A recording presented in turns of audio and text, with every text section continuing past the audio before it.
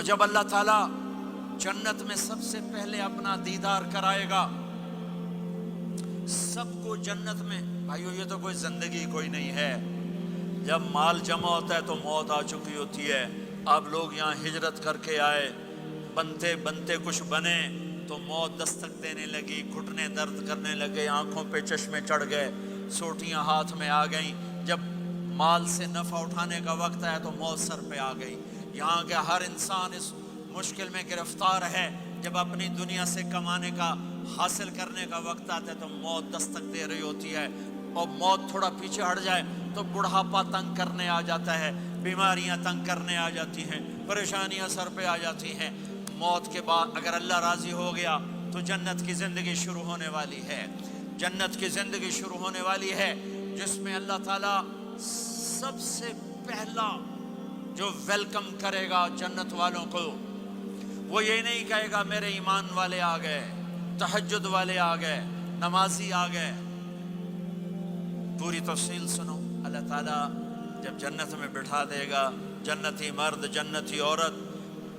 ہمارے ابا اور اماں کا قد کتنا تھا کچھ پتہ ہے؟ 130 فٹ. کتنا بھائی؟ 130 فٹ.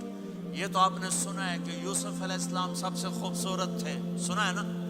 یہ بہت کم مرد عورتوں کو پتہ ہوگا کہ عورتوں میں سب سے خوبصورت کون تھا. وہ حضرت حوا. حضرت حوا.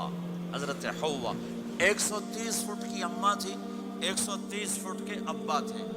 پھر ٹائم کے ساتھ گزرتے گزرتے ہم چھوٹے ہوتے ہوتے ہوتے ہوتے ہوتے ہوتے یہاں تک آ گئے. آگے چل کے اور نیچے ہو جائیں گے. جنت میں یہ قد واپس اللہ دے دے گا.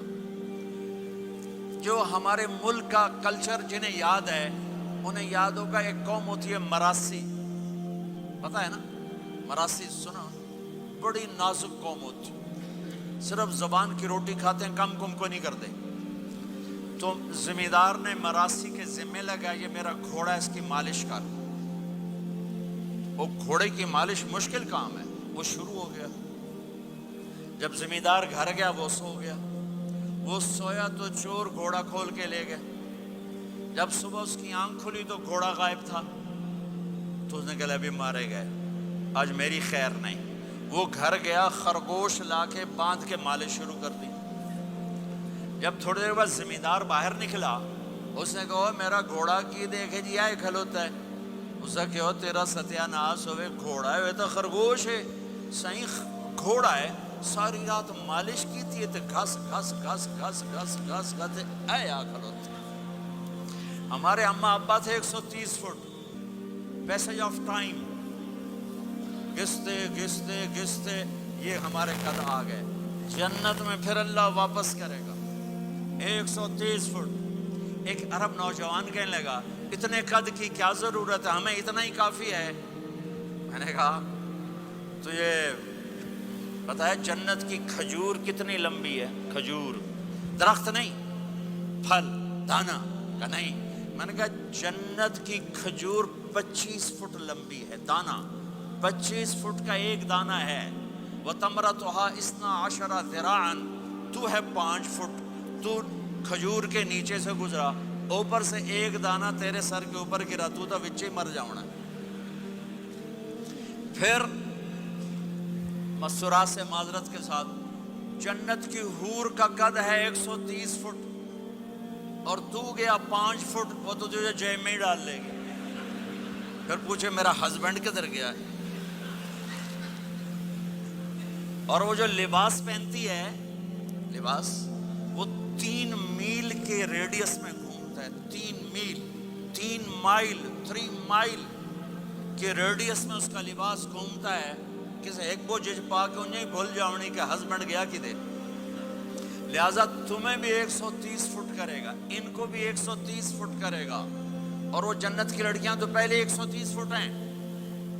ام سلمہ نے پوچھا یا رسول اللہ جنت کی عورت کا درجہ بڑا ہے یا ایمان والی عورت کا؟ آپ نے کہا ایمان والی عورت کا. کہا وہ کیوں؟ کہا بصلاتہن وصیامہن وعبادتہن. جنت کی عورت نماز نہیں پڑھتی، ایمان والی عورت نماز پڑھتی ہے. جنت کی عورت روزہ نہیں رکھتی، ایمان والی عورت روزہ رکھتی ہے. جنت کی عورت عبادت نہیں کرتی، ایمان والی عورت عبادت کرتی ہے، اس کے بدلے میں اللہ تعالیٰ ان کو جنت کی عورتوں سے عالی مقام نصیب فرمائے گا، اور ایمان والی عورت جنت کی عورت سے 70,000 گنا زیادہ خوبصورت ہو جائے گی، 70,000 گنا زیادہ خوبصورت۔